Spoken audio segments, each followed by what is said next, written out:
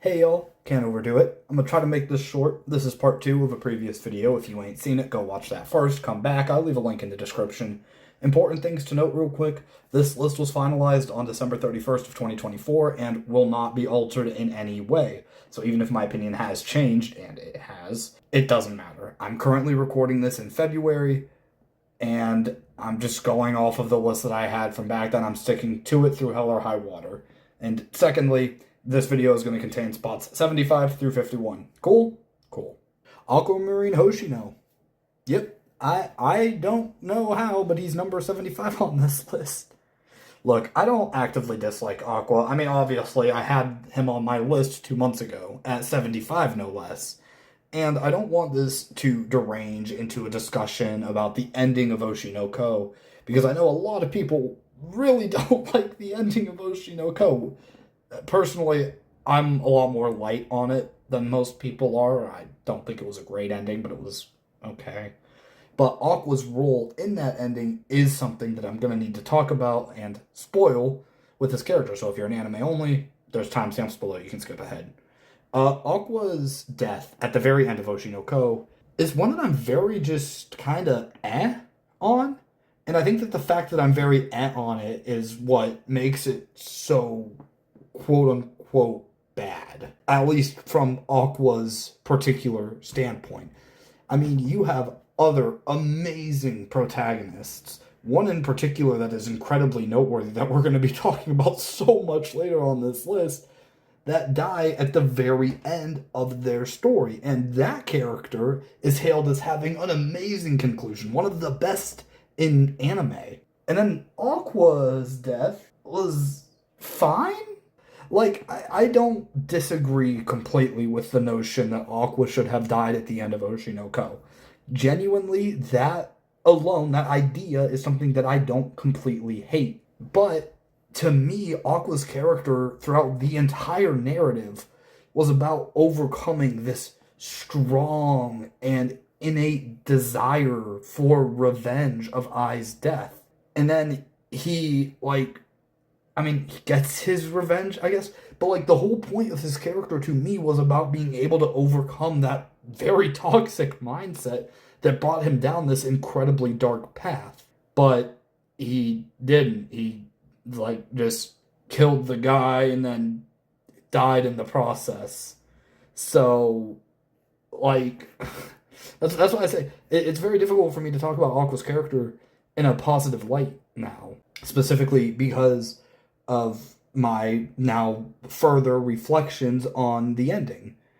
Again, I don't think that the ending itself is inherently bad. I just think that the execution of it could have most certainly been done better, especially in relation to Aqua himself. I think his dynamics with Kana and Akane and, dare I say, Ruby are all actually pretty damn strong. But the point stands. Aqua is a character who should now, if I was making this list right now, would he still be in my top 100? Yeah, probably. I mean, you can only fall from grace so much. But he would have definitely been probably around 85, 86 if I was doing this now. And obviously that's not the case here, and I disagree with it. We got to move on. At 74, I also completely disagree with this take for the literal opposite reason. I have Saku Natsusawa from Karuhana, The Fragrant Flower Blooms with Dignity. Saku should be higher. Just straight up. The issue with having Saku higher is that I found it difficult for me to articulate why I liked Saku as much as I did. He was just a really good friend. He was a very believable friend. And, I mean, spoiler alert, we're going to be talking about other Karuhana characters later on this list. But the important thing about Karuhana is that I believe these characters. These characters could be real people because of the way that they're portrayed. And I feel very similarly with that mindset when it comes to Saku in particular. I think that the way that they handle Saku's humanization is really great. There's a particular quote from him, I don't remember the chapter right now, and this is all non-scripted, but there's a specific chapter where it's his backstory, and he talks about how, quote unquote, you people, referring to those around him, turned his normal into their special. And I think that that is an amazing quote from him. I absolutely adore it. I also just really like his relationship with that main group of friends that we see throughout the narrative, with Rintaro and Usami and Yorita. It's great. It's genuinely amazing. And then obviously like the rest of the group too, but I digress. He's a great character, and I'm not gonna spoil what's currently happening in Karuhana as of chapter 140, but Saku, he's climbing up this list, man. Again, similar to Aqua, if I was making this list right now, this second, he would definitely be climbing up a couple of spots, probably closer to the 70 area. Moving over to 73, I have Yuichi Katagiri. And Yuichi is a very weird case because when I first watched Tomodachi Game, I did initially watch it when it was airing. I don't remember when, but I did watch Tomodachi Game as it aired, and I loved Yuichi. He was one of my favorite characters ever. Like, just the way that he was just so batshit insane was so much fun to me. He was a very smart character. At least, again, at the time of me watching it, I found him to be very smart. And he was also just very entertaining. And I feel like there are some cases where that's not the case. There are some smart characters who are not as charismatic. And I think that Yuichi's deep understanding of the human psyche is so fascinating. I love that. And then I read the manga. And I had finished the anime whenever that finished airing. So whatever chapter the manga was at the time of the anime finishing, that's when I picked up Tomodachi Game. And I had been reading month to month ever since that. And I'll be completely honest, that is what hurt Yuichi a lot. I'm not saying that he's bad in the manga. In fact, he's even better in the manga than he is in the anime. The problem is Tomodachi Game as a whole. That final arc, if you were to read that arc on a binge, right? If you were to read that final arc on a binge, I think you would have no issue with it, or at least less of an issue with it, and that it would be fun. It'd be a fine arc.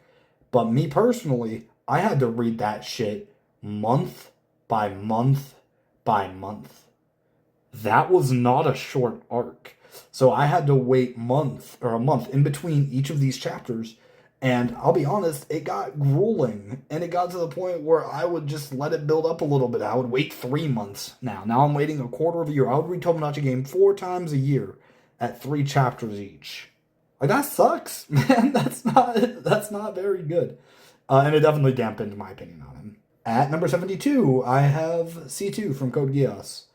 And this is going to be a very short entry because, quite frankly, I don't know exactly how to put into words the reason that C2 is on this list. I feel like with literally every other character I'm going to talk about in this video, C2 is the one I have the least to say about. She's just a very good deuteragonist throughout the entirety of Code Geass. I find her dynamic with Lelouch to be both genuine, funny, and a little bit heart-wrenching at times.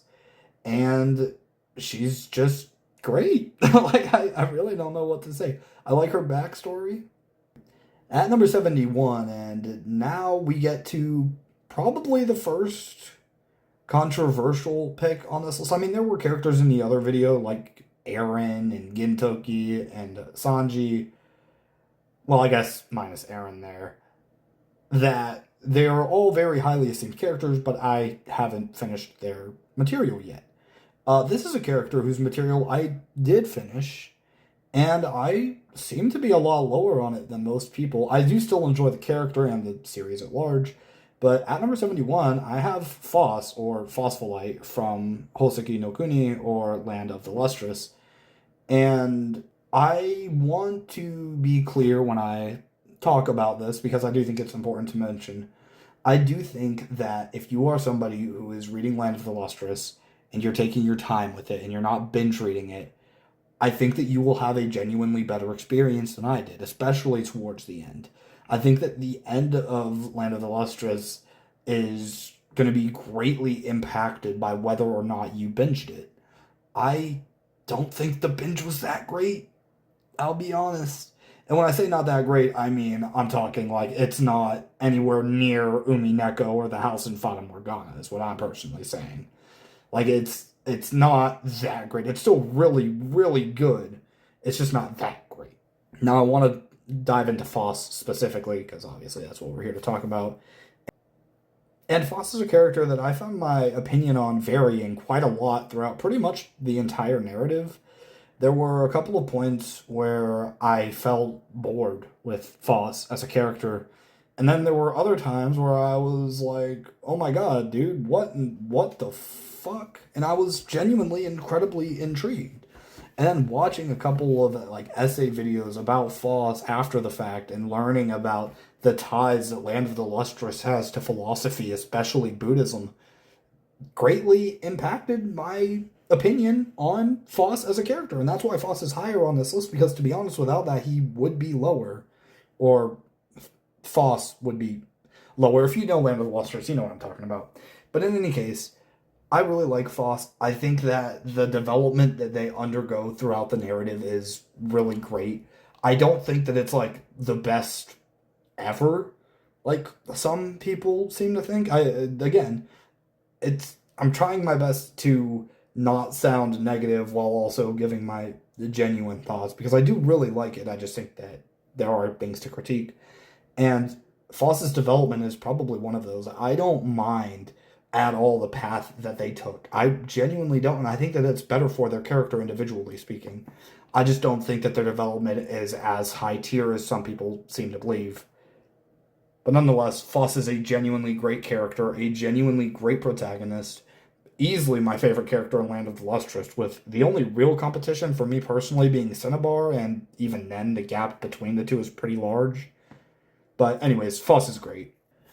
Now at number 70, I have El Loliot from Death Note, the only Death Note representation on this list. And El is a character who is similar to Foss in a very strange position, where, to be honest with you guys, I have not watched Death Note in actual years at this point. And I know that a lot of people will put like El and Light really similarly together on their list because, I mean, they parallel one another, and their journey is not only about themselves but about each other, and I think that's great. But for me personally, as somebody who has not experienced Death Note in, like I said, actual years, El sticks out a lot more to me than Light does. But let's talk about El himself, and he's a mystery. And I love that. I genuinely love that. There's a character who is way higher on this list, who we will talk about in literally the last part, who was able to be written in a way that made them both entertaining, well written, and ambiguous. And I feel very similarly, at least on that specific nature, about El himself. El is a character who, like, yeah, we do know the motives of, obviously. And yes, there are these things that we know about him. But at the end of the day, he's still very much so veiled in this layer of mystery and intrigue. And I think that's why he's left such an impression on me, despite being so far removed from the series. And there are a couple of things that I haven't seen from Death Note. I haven't read El Changed the World. I haven't read the Death Note manga itself. There are a couple of things that I'm missing, and maybe his character does get explored more in either of those two things. I don't know. But for now, he's number 70 on my list. If I go back and I rewatch Death Note, or if I go read those stories, or the other versions of the stories, or whatever, maybe I'll have a different opinion, but for now, this is where he's at. At number 69, I have Ryder from Fate Stay Night. And in order to talk about why Ryder is on this list, I'm going to have to talk directly about spoilers for Fate Stay Night, as well as Fate Hollow Ataraxia. If you don't want to get spoiled, move on. Okay, so Ryder, or Medusa, is mainly on this list for three reasons. Reason number one, I love her dynamic with Sakura, especially in Heaven's Feel. I think it's amazing. It's fantastic. Love everything about it. It feels very, very genuine. Two, I really like her fight with Saber in, again, the same thing in Heaven's Feel. I genuinely really enjoyed that fight. That fight was just so cool to me, man. It's some of my favorite animation ever. It's fucking gorgeous looking, and the choreography and all that. And even then, let's get into this a little bit. Her weapon of choice is so fucking cool. Her general design, so fucking cool. Just a really, really cool character, and in general. And then three is basically everything to do with her and Hollow Ataraxia. That's talking about her backstory, that's talking about her slice of life content, that's talking about her other content. If you've read Hollow Ataraxia, you know what I'm talking about. And in general, she's just such a cool character. And it's such a shame because she doesn't really have all that much importance to the overall narrative, especially, in comparison to some other characters in Fate Stay Night that we're going to get to much later. But despite that, I think that she's one of the best, quote-unquote, non-important characters, or non-essential characters in the entire series. I think it's great. At number 68, I have Kakeru Ryuen, and I have unfortunately realized that the recording of this video is going on for a little bit longer than I wanted it to. So I'm going to try to wrap up this and the next entry pretty quickly, especially because they're both in the same series. But Ryuen is a character who is just a very enjoyable villain to me. He doesn't do anything particularly outstanding, but I really liked his appearance in Volume 7. I think that's probably how most people see him, as that's his best showing in the entire novels. But I also just really like that his philosophy and ideology, while they do subtly change throughout the narrative, he really doesn't. Like, yes, there are small changes, but there's no big, like, oh, I've changed my ways, I'm different now. And I think that's amazing for a character like Ryuen in particular. And I love that his base mindset has always stayed the same. And like I said, same series. At number 67, I have Sai Chabashida. And there is exactly one reason that Sai is above Ryuen on this list, and it is because Year 2, Volume 5 is literally one of my favorite pieces of fiction ever. Like, it's very damn high. It's definitely top 5, like, just individual pieces of fiction. But a part of that, not a large part, to be honest, but a part of that is because of Sai Sensei's backstory that happens in that volume, and I really enjoy it. And that whole scene with her and Koji is genuinely really great. I really love that specific scene. And the reason that I have her above Ryuen is because I like that scene more than I like the scene in Volume 7 with the rooftop. Nonetheless, these two characters are both incredible. I really like both of them. I wish I could talk a lot more about both of them. But unfortunately, my voice is going to end up giving out by the end of this video if I don't start wrapping up these spots quickly, so Sai Chabashida is down here.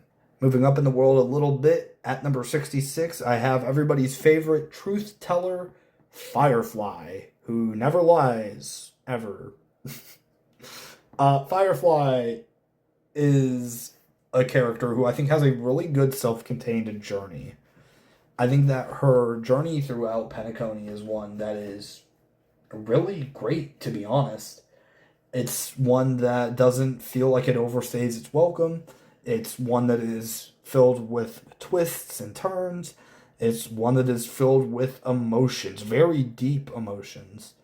And just all in all, she is kind of like a textbook example of just a really good character. Now, at number 65, we have a character who, again, should be higher on this list. And the character in question reminds me a lot of the character right above them. But nonetheless, at number 65, I have Karuko Wagadi from Karuhana the Fragrant Flower Blooms with Dignity. And again, she should be at least one spot higher for sure because of the most recent developments in Karuhana. But Wagadi is just a comfort character, man. Again, similar to the next character we're going to talk about, Wagadi is just comfort. She's a really good character. She's solid throughout the entire narrative. She's incredibly consistent. And she's just fun, man. And I think that that's sometimes necessary, especially in a story like Karuhana, where you have these deep and enriching emotions and, quite frankly, traumas that some of these characters are going through. Having a character who can kind of wash that away a little bit is amazing, and that's what she offers. At number 64, I have Nagisa Kubo from Kubo-san Won't Let Me Be Invisible. And yeah, I mean, I said it with Karuko. These two characters remind me a lot of one another. I think that Kubo is much more so suited to that kind of comfort food kind of character, whereas I view Karuko as a bit more complex than Kubo. So it's really take whichever one you want. At the end of the day, at the time of this list, when I made this, I had Kubo ahead. And to be honest, part of that is definitely biased because if you don't know, Kubo-san is my favorite manga of all time. I'm not going to get into that right now. But if you asked me today, I would probably have Karuko above her. Again, the recent developments in Karuhana have just been so damn good. And God, I need those next couple of chapters. Anyways, I'm getting ahead of myself. Kubo-san is a genuinely great character, really fun throughout the entire narrative, has some incredible scenes, especially towards the end, and all in all, she's just a character I like a lot. Kane Kurokawa is 63, and is unfortunately the highest ranking Oshinoko character that I have, and I would say unfortunately because Oshinoko, again, I don't want to get into the series discussion at large, but Oshinoko is a series that still means a lot to me, and it's a series that I still genuinely really love. It's a story that I won't soon forget. And Akane Kurokawa is my favorite character for a couple of reasons. Number one, I just really like her dynamic with Aqua, to be honest. It's probably the biggest reason. But number two, she's got some crazy ass dialogue, man. Holy shit. If you go back and reread this, it's there are some Akane scenes where it's like, girl, what? And no, but really the biggest reason that Akane is on this list is because of a more personal reason, not anything super sad or tragic or anything like that. But growing up, I really loved reality TV. I loved shows like Survivor, Big Brother, The Challenge, stuff like that. And then you take an arc in Oshinoko and you make it a reality show arc, and you give Akane focus in the reality show arc. And you show that to a person who grew up with reality shows. So obviously, like, it was biased. But I do love that arc, and Akane is one of the biggest reasons for that. I really like the way that she parallels Aqua. I really like that even some of the panels of the two of them parallel one another. All in all, Akane is just a great character, and yes, she is better than Kana. Yes, she is better than Memcho. Dare I say it, she's even better than Ruby. And I Hoshino. Unfortunately, though, she is bested by the fact that Honkai Star Rail has become one of my favorite video games of all time, and that's definitely part of the reason that Kafka is here at number 62. I love Kafka. Kafka is such a unique character. I think that she's a very tantalizing character, and she's a character that carries herself with this mystique and elegance, and she's a character that I have a lot of high stocks in. And that's the problem with Kafka right now, is that while, yeah, her stay so far in the story has been, good, it hasn't been enough for me to really sink my teeth into the narrative and really get to experience Kafka's character. We did get a little bit more into that in the Xianzhou Lofu, but I hope that there's more to her. I genuinely do. And I'm going to come out and completely say it. Kafka is on this list because of bias. Kafka's DOT, the damage over time team comp, has been my favorite team to play since I started playing the game. And that was during Kafka's first banner. So it's been a minute for sure. But yeah, it's still my favorite team to play. And Kafka is just such a fun character. I really enjoy her. And in a similar position at number 61, I have Jing Liu. Who would have thought from Honkai Star Rail? And Jing Liu has three main things going for her. Number one, she is badass, dude. If you wanted to know what my take was on who was the most badass character in Honkai Star Rail, it's Jing Liu. She just looks so fucking cool. Her voice is so fucking cool. Her attacks are so fucking cool. Everything about her is so fucking cool. Let's talk a little bit more about that. Let's talk about her voice.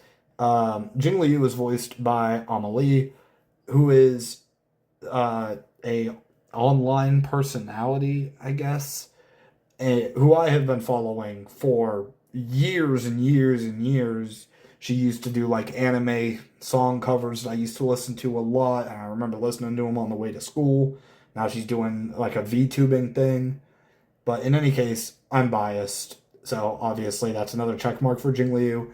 And the third thing is similar to Kafka. I enjoy using Jing Liu in my team comps, and I'm very engaged with the narrative whenever she's actually on screen.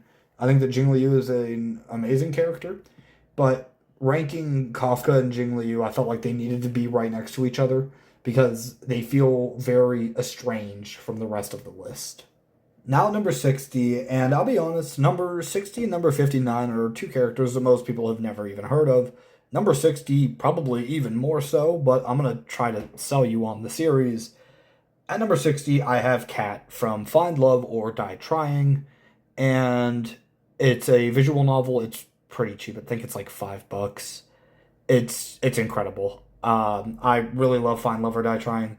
I wish I could have recommended this sooner because it used to be free, and I didn't realize that it wasn't free anymore until I recommended it to a homie who was like, oh no, dude, it's not free anymore. So that's upsetting. But nonetheless, it's still a great story. It's really fun. This kind of goes back in what I was talking about with Akane Kurokawa, where I grew up with reality shows. Find Love or Die Trying is a reality show. Like the visual novel is about this fake reality show. You get the idea. And Kat is the main star of it, to be honest. There are some other great characters in it. I really liked Violet and Scarlet in particular, but Kat was pretty handily the best one. I found her to be very consistently fun throughout the entire thing. And best of all, I found her story towards the end to be incredibly compelling. I think that Kat is a character who, again, none of you guys have probably ever even fucking heard of, but you're missing out. She's an amazing character. Definitely go experience Find Love or Die Trying. Get through her journey. It's definitely worth it in my opinion. Now number 59, another journey that's definitely worth it that most of you guys have not heard of. Although maybe you have because I've talked about the series a little bit at least throughout. And that is from 99 Noah Yuki. And Yuki is the first of 4 Yukis who we will be talking about by the end of this video. Yep, I'm talking about this one. We still got 3 more Yukis to talk about. But anyways, this particular Yuki is really fun. I enjoyed her energy throughout. I think that my favorite part about this Yuki... I'm going to stop saying this Yuki. I think my favorite part about Noah Yuki is the fact that she's a Chinibyo. Or a Chinobyo? You know the word I'm trying to say. But she has a genuine motive for acting and behaving and thinking the way that she does. And I love that. I think that's fucking amazing that they were able to give you this genuine, bona fide motive for her to be a Chinibyo. Shinobio? You know the word. Fuck. I should have scripted this. In any case, I think that she's really fun. I think that she has a fantastic showing in episode 4, with episode 4 of 9-9 being the best in the series, in my opinion, with no small part of that being thanks directly to her. Now, number 58, we have a actually kind of similar situation. We have a character who hard carries their narrative and is the reason that I like their narrative so much, and that is William James Moriarty from, who would have guessed it, Moriarty the Patriot. And yeah, he's great. I wish that I talked about him more on the channel. I wish that I threw him in more like writing debates and stuff. I don't have the motivation to. But he's a genuinely great character, very consistent, and I can say that about pretty much all of Moriarty the Patriot. I think it's an incredibly consistent read, despite it being a bit dense at times. And his dynamic with Sherlock is amazing. It's genuinely great. I really like it. Pretty much anything surrounding his character. I think that his backstory is really well executed. I think his introduction is really well executed. His journey is well executed, and his conclusion is really well executed as well. I think everything about Moriarty as a character is just great. The problem is that I just don't feel as personally attached. If I did feel very personally attached to him, I would expect him to probably be in my top 10, to be honest. Because he's just that good of a character on his own. Oh boy. Oh boy. Number 57. Some of you guys are going to want to close your ears for this, because this might hurt your soul a little bit. This is probably the most controversial placement on my entire top 100, because I'm sorry, Yusugoi fans, but I have to put Baku Madarame down here. And to be honest with you guys, would he still be this low? I don't know exactly where he's at on my current list, but he certainly would not be much higher than he is. And this is going to be one of the longer sections of the video, because Baku is going to be such a hard character to talk about here. So in any case, Baku Madarame is amazing. I think that Baku Madarame is a very engaging character. I think he's very entertaining. I've enjoyed him a lot throughout basically all of Yusugoi. And to be completely honest and transparent, he's the reason to read Yusugoi, in my opinion. I know a lot of people really like Leader, and, to each their own. I thought he was okay. Baku is incredible in pretty much every arc. I can't think of any of the arcs where Baku actively annoyed me or bored me, even. I was engaged when Baku was on screen. I thought that his plans were really fascinating. Don't even get me started on surpassing the Leader and the shit that he pulls in that. That is fucking insane, dude. Genuinely insane. So why is Baku down here? Why is Baku not higher? Why are there 56 characters in fiction that I like more than Baku as of December 31st, 2024? And the answer is actually simple, because it's the same feeling that I have about Yusugoi itself, where Baku, despite being a great character throughout, is a significantly greater character in the last couple of arcs, those being Protoporos, Air Poker, and obviously Surpassing Leader, and then the epilogue as well. And whilst he was good in the arcs leading up to that, and even great in some of them, I didn't have that personal attachment to him, and I feel like he falls into a similar camp that Moriarty does, where, yeah, they're both genuinely really great characters, and I wish I liked them more. I just don't have that personal attachment to either of them, quite frankly. All in all, Baku is a very enjoyable, very well-written character that I just personally never connected with as much as other people seem to have. And speaking of that personal connection, at number 66, I have Shoya Ishida from A Silent Voice, or Koi no Katachi. And this is literally exactly what I was talking about with Baku. I do have a personal connection with Shoya, and it's a particular scene of Shoya's that I have such a connection to, and that is the very ending of the movie, so I am going to be spoiling it. If you don't want to get spoiled, there's timestamps below, as there always has been. The very ending of the movie, that final scene with Shoya, where he breaks down crying because all of the X's fall from everybody's faces, I love this scene. I genuinely love this scene. This is one of my favorite scenes in all of anime because of the symbolism behind it. And what I really particularly love is how easy it is. And what I mean by that is it is a very simple idea executed in a very beautiful way. The symbolism is very inherently obvious to most of the viewer base, I would hope. I haven't read the manga. I don't know if it's different in the manga. But Shoya is mainly here because of that reason and that reason alone. I think that his dynamic with Shoko is really good. His quest for self love is done really good. But again, I'd be lying if I didn't say that that was the main reason that he's on this list, and particularly this high, because he has that moment that I've genuinely felt incredibly impacted by, and it felt personal to me. At number 55, I have Tsumugi Rintaro from Kaoruhana, The Fragrant Flower Blooms with Dignity. And yeah, I still probably have him around this spot, actually. I think that Rintaro is a very good protagonist. And you know what, actually? This is going to sound like a wild comparison, but I'm going to make it anyways. I'm going to compare him to Moriarty for a minute, in the sense that I think that both of them are pretty consistent characters, with Moriarty definitely being more so, but Rintaro himself is pretty consistent. And they're both very well written, in my opinion. They're both pretty enjoyable characters. But I feel more personally attached to Rintaro and his story. I just genuinely love it. And again, and now drawing another connection to a character we talked about before, C2, I don't know how to articulate the exact reason why.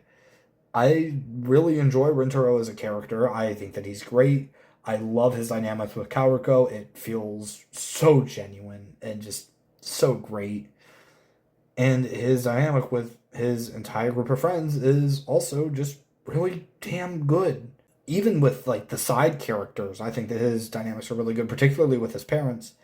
All in all, Rintaro is a character who feels genuine, who feels almost like a person, and that's why he's this high on my list.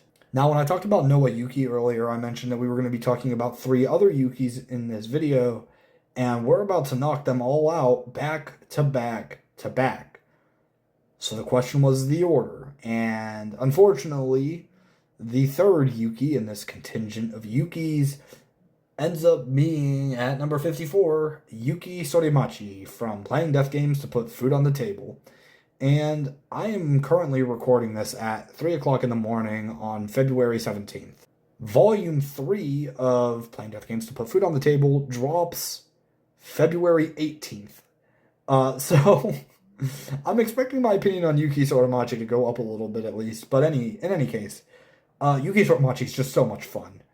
If I had to describe her character in any word, it is just fun. And I do think that she has one particular quote, we'll talk about a little bit later, that is genuinely really good. But let's talk about Yuki. Very firstly, let's just talk about her design. Let's talk about heterochromia for a minute. I don't know if this is just a me thing. I certainly hope it isn't. Heterochromia is just so fucking cool.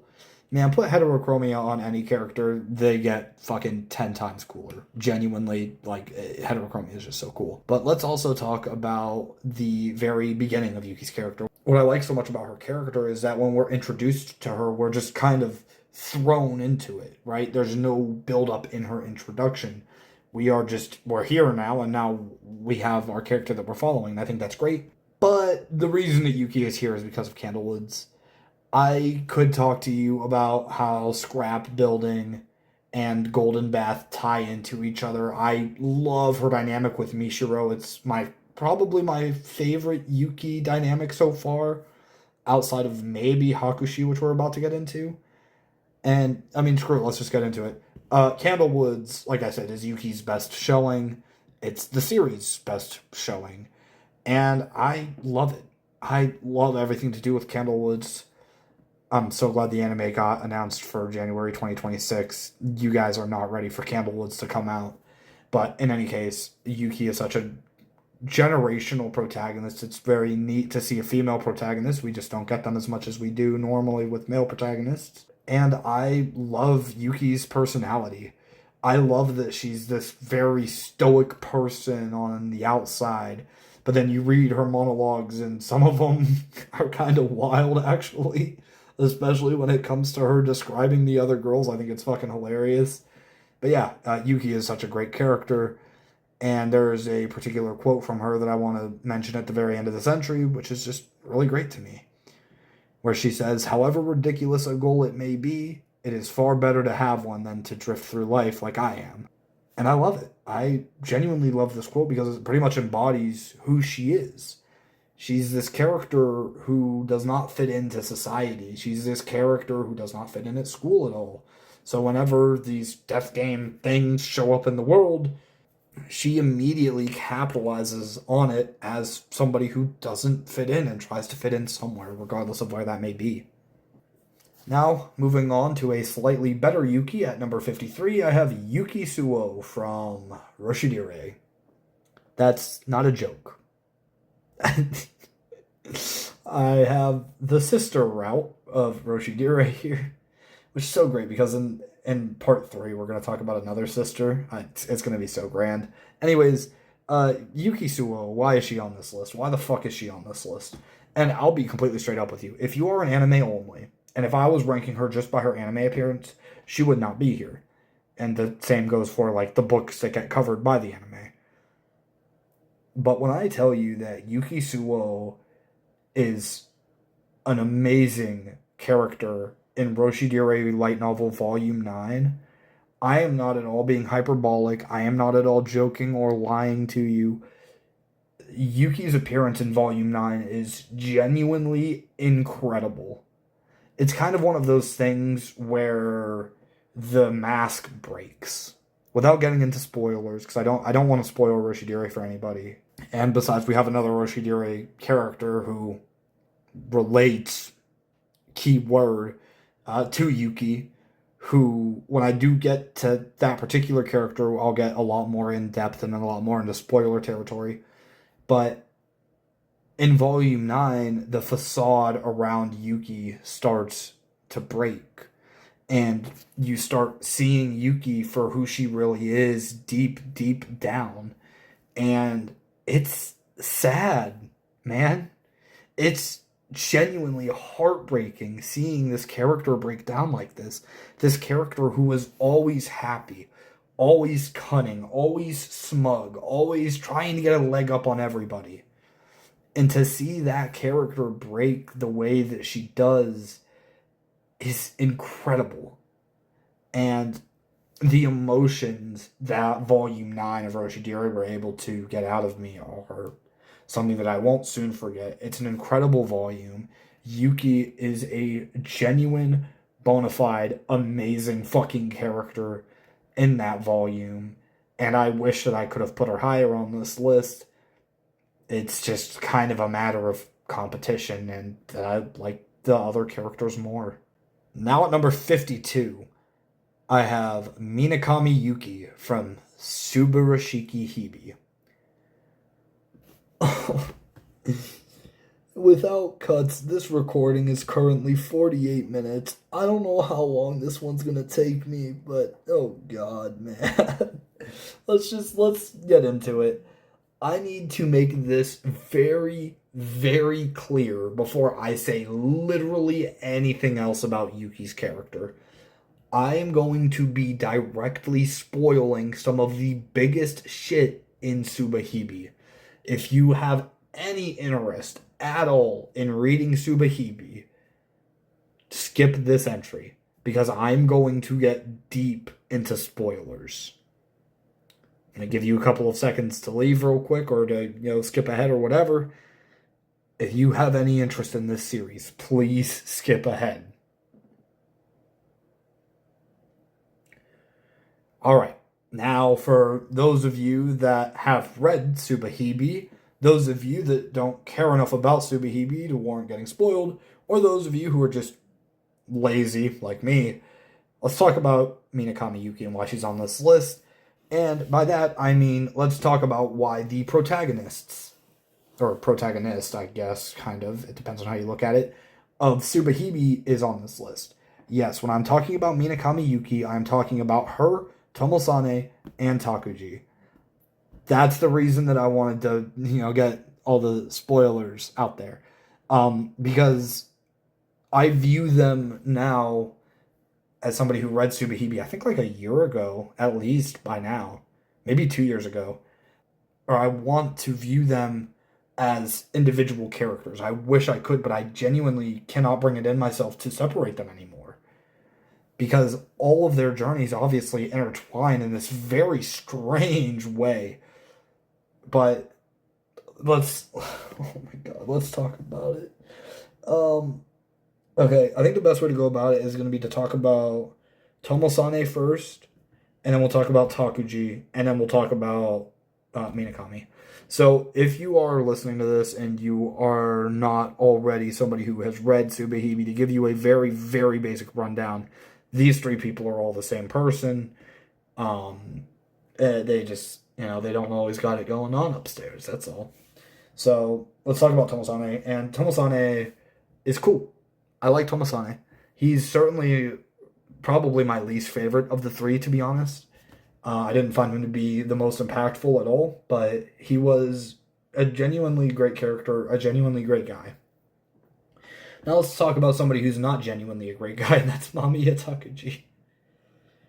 Oh man, Takuji, man, huh? What a guy, right? Right, everybody. He's cool. I am very mixed on Takuji, and there is a certain other character from a very similarly very fucked up visual novel who we will be talking about later, not in this video, but in the following one, who I view similarly to Takuji, with the difference being that Takuji didn't have as much of an impact on me personally as that character did. Takuji is fucked, man. I I don't need to be the one to tell you that. Takuji Mamiya is one of the most mentally fucked up characters that I've come across in media. And despite that, I can't help but view him as somebody who is incredibly tragic and a victim of the world around him at large. His journey is one that, whilst I wouldn't label it enjoyable personally, his journey is one that I did feel very compelled by. His journey is one that I really liked overall. Don't ask me about the desk scene. I'm not going to talk about the desk scene, but he's a genuinely really well written, very well executed character, in my opinion, who's very rich, if you're not rich in that particular way, but very rich in philosophy. If you're somebody who really, really, really loves philosophy, definitely give Tsubehime a shot. I'm not going to lie to you. But let's talk about Minakami Yuki. And more importantly, I want to discuss why Minakami Yuki is the one who is on this list out of any of the three of them. And the reason is simple. Minakami Yuki is my favorite of the three. Mamiya Takuji is definitely more well written. He's definitely the better character. If you separate them, again, it's strange. But Minakami Yuki, though, is a character who I thoroughly enjoyed throughout the entire thing, which I cannot say about Takuji. She is a character who made me laugh throughout Tsubehime, despite Tsubehime being Tsubehime. And she's also the character who I think has the best individual scene in Tsubehime, with the live happily conversation being the part of Tsubehime that has stuck with me the most. That very, very simple scene of just live happily is one that struck a really deep chord with me, and I hope that it did with a lot of other people. Minakami Yuki is a character who can make you laugh, can make you cry. She's a character who, I mean, let's get off of, the character bullshit. Her design is fucking amazing. I love Minakami Yuki's design. It is one of my favorite designed characters ever. I'm not being hyperbolic. She's in my top 5. She just looks really cool. I really fuck with the style. And her dynamics with, I mean, obviously, Mamiya and Tomosane, whatever, but also pretty much anybody in Tsubehime, especially that very first scene with Kagami. If you know, you know. But that was definitely the best. That was definitely the best adult scene in Tsubehime for me, was the scene between Yuki and Kagami. But her relationships with any of the characters, really, name a character and she probably has a really good dynamic with them. I genuinely love Minakami Yuki as a character. She's one of my favorites. It's just really difficult when you're talking about Minakami Yuki to not bring up Tomosane, to not bring up Takuji. And unfortunately, Tsubihime as a whole is a series that didn't hit quite as deeply for me as it has for other people, and the protagonist trio lands down here at number 52. And now, number 51, the video is almost over. I have Sara Chidoin from Kimi ga Shine, or Your Turn to Die. And I'm going to be honest with you guys, my throat hurts. I want to get this video over with. So I'm going to try to make this quick.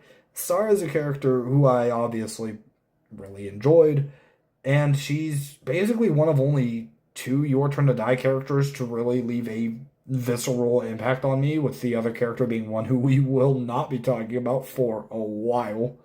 But Sara's great. I, even from a, like we were just talking about with Yuki, even from just a design standpoint, I really like the asymmetrical design that they went for with her, especially with her hair. But I love her dynamics with Joe, with So, with Kana, with Gin, even with characters like Keiji and Kyutaro. Like, all, pretty much any character in Your Turn to Die, I really like Sara's dynamic with them. And also, similarly to what I was talking about with Yuki Sodemachi, having a female protagonist is a breath of fresh air, both of which coming from a death game setting. But Sara is a character who, again, I believe, similar to the Kaoru Hana characters we were talking about before, I believe Sara Chidoin. This is a character who I can get behind as somebody who I can suspend my disbelief enough to almost believe that maybe she could be a real person in the real world if she were put in this situation. And I think that that's very difficult to do. I love the way that they portray her psyche throughout the game, especially in Chapter 2. I really love it. I love the little meter that you have at the bottom with the, like, psycho fucking horror bullshit thing. You know what I'm talking about if you've played the game. I love the way that they portray her exhaustion as the narrative continues, when you see these very deep and clear bags underneath her eyes. I find her to be very fun throughout any of the main games. I think that she's a character who will only grow on me over time, and I'm very excited to see her conclusion whenever we get that. I have been sitting on it for almost 4 years now. But Sara Chidoin's great. Alright guys, that is the video. Thank you for watching. I started scripting this video, and then I decided halfway through the Saku entry that I just wasn't going to script it anymore because I didn't really want to. And I just kind of wanted to make sure that I could get this recorded. I'm running on a bit of a time crunch to try to get through this video and then get through some media that I really want to get through. So, yeah, I just kind of forewent the idea of a script. I'm thinking I might not script the next one either, but then I'll script the last 2 parts. So just to clarify again real quick, Part 3 is going to be covering 50 through 26, Part 4 will be 25 through 11, and the final part will be 10 through 1. So we'll talk about all those when we get there. And we are finally halfway done with this list. I finally got Part 2 out. Let's hope Part 3 doesn't take as long. But as always, take care, y'all.